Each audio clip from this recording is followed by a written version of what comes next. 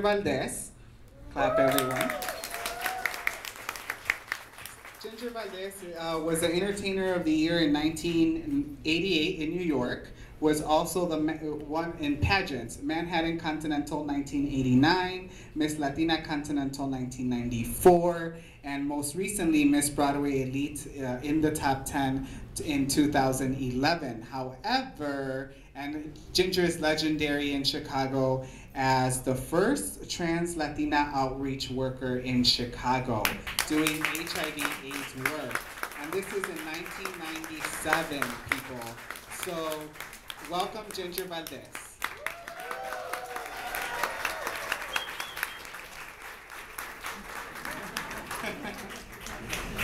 Thank you, Ginger. Ginger, so tell me about how you became the first trans Latina outreach worker in Chicago in 1997, and then we're gonna go back, okay? So we're gonna start there. So what is making you this fierce activist doing outreach work around HIV prevention? Okay, first of all, allow me to introduce myself. My name is Jose Cruz, which is also AKA Ginger Valdez, my creation, and legally now, Lisa Cruz. It's good to see you all, people. You're so good. Great, great, fabuloso. Many, many people. Okay, now back to the question. It happens to be that at that time there was an organization at a building in Milwaukee Avenue that it was called Minority Outreach Intervention Project, MOIP. At that time, they were having problems while the gay boys or the boys were at the clubs where the transies were performing. Very difficult for them to do outreach because they didn't know how to approach the transgender community. So Terrence Miller, that became the executive director at that time, he said, well, this is what we need to do. Instead of hiring boys to do the outreach in the clubs where the trannies or transies or transgender perform, let's get some transgender. At that time, MOIP only catered Latinos and African American. They did a big list of interviews, and a friend of mine, Andrea, which is one of the people that was case managed by MOIP, told me about it.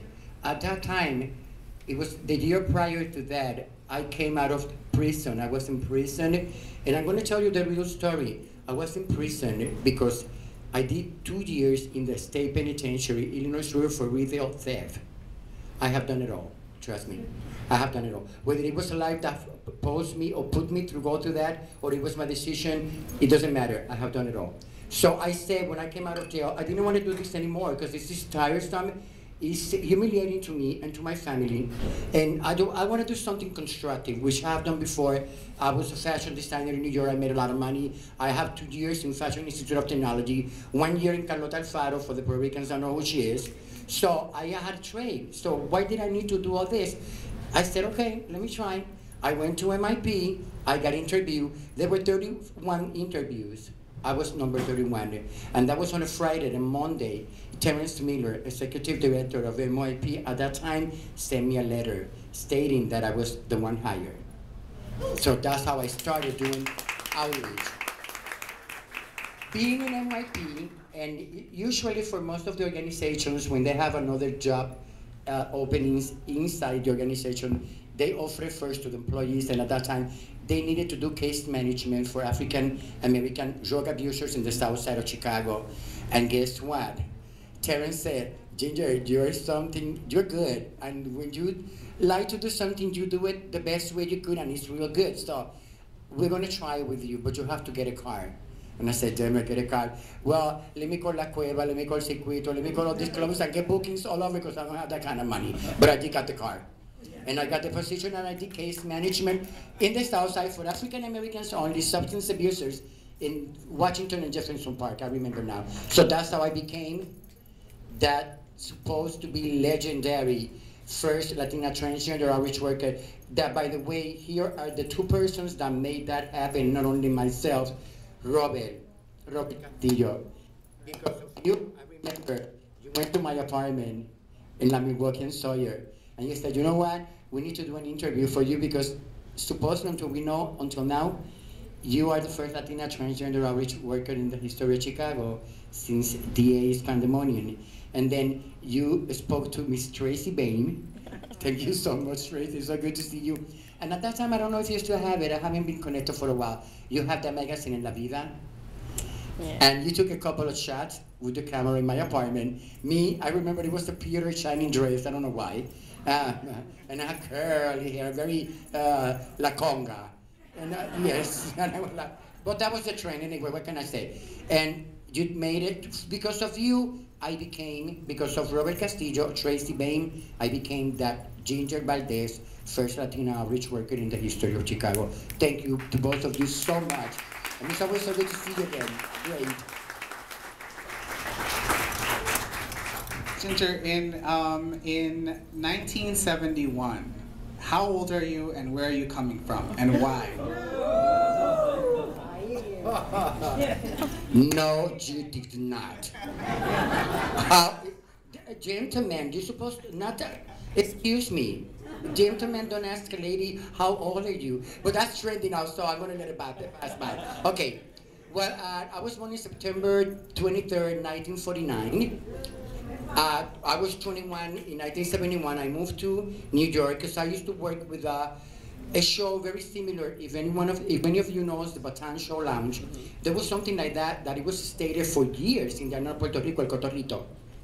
And we had the license from the government to have that kind of show because the owner went to Europe, went to Paris, saw the Moulin Rouge, the Lido, the Folies Bergère, and he got the idea and he said, well, let me do this in Puerto Rico with transsexuals. There was no transgender or transsexual at that time. To me, the transgender word is a political term. I always say that, I'm going to stick to it. It was drag queens.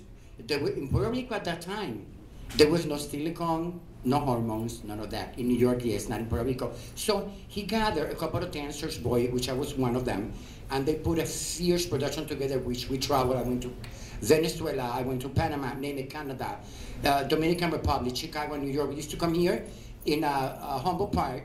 In Division Street, there was a San Juan Theater. And the first person that had the first Latino channel in Chicago was Channel 26, Turin Acevedo. He was the owner of the channel, also the owner of the theater. We used to perform there. That's how I started from Puerto Rico, went to New York. While I was in New York, I married. I supposedly married, not legally, with this gentleman. He was 44, I was 21. He was older than me, but I love that motherfucker. I don't mean to be rude. To the point that we lasted 10 years. Oh no, I'm gonna be cute. Are there children here? Small children? I'm sorry. I don't mean to be disrespectful for what I said. Okay. Thank you. Okay, I love this man so much. He was 44, but he was like tall, dark, and handsome. And I stayed with that gentleman for 10 years. In the process of being with him, then La Escuelita, that's still there. And as far as I know, there is a huge black and white poster, if you go to La Escuelita nowadays, and there was the legends in that poster, which was the House of Continental. It was Lady Catiria, Vanessa, Carmen Extravaganza, that most of you from the House of Ganza know, and Brenda and myself. So that's how Ginger Valdez, which was at that time Jose Cruz, which is also me, was born. From Puerto Rico to New York. I was 21, and that was in 1971.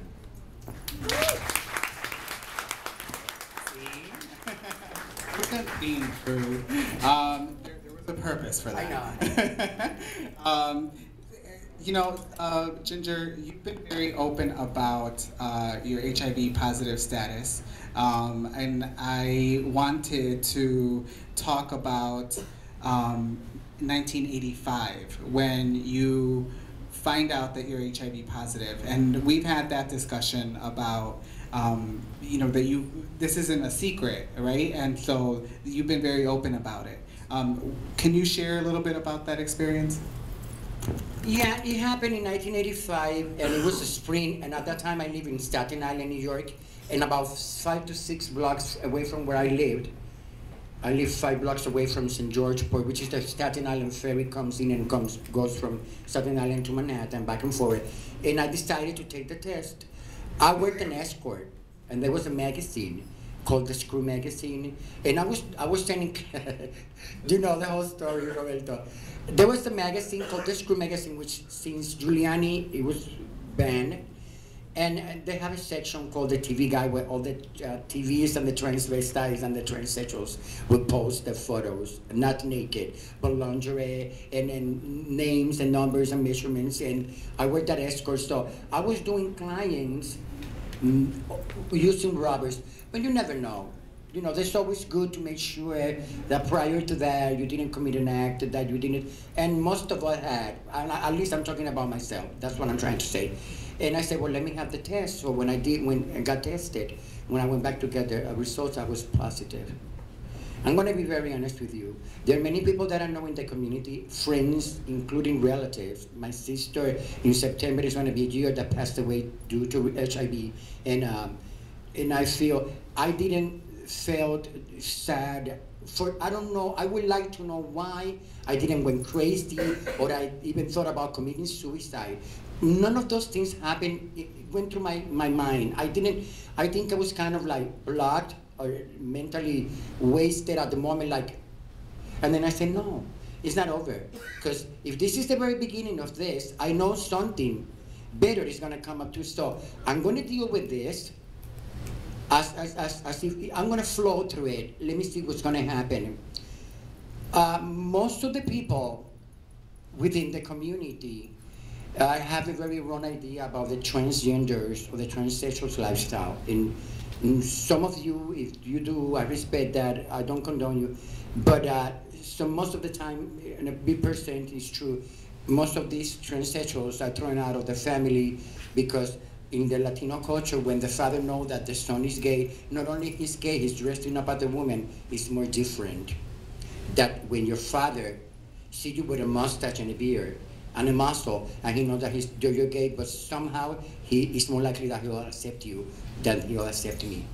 Just because of the physical appearance that I'm going to take within my sexual orientation from that time on.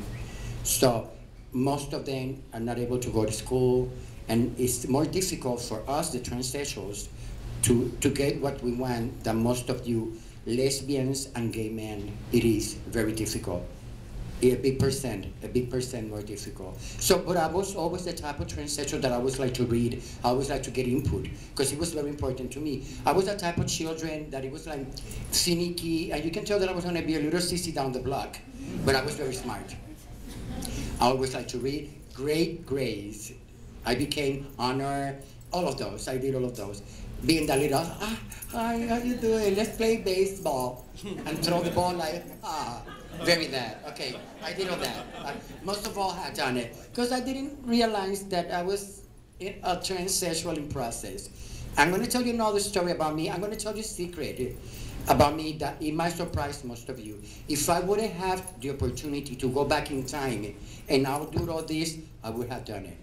I would have done it. But then, after I have seen what I have done, not only within the community, within my life and with the things that I want and everything that I desire, as of today, including having an own house, I did it, being a transsexual. So, if I would have had the opportunity to go back, I said, I think I might take this out and shave my head and grow a mustache, because everything else is fully functional, if you know what I mean. Just kidding, just kidding. Look at the face. Look at her, please. Shady. Okay, nasty. That's not ladylike. Anyway, so, but it's the truth. But then again, I go like, yeah, I would have done it to see how it would have worked. But then I go like, no, I'd rather stay the Jose Cruz, aka Ginger Valdez, and as of now, legally, Lisa Cruz that I am today.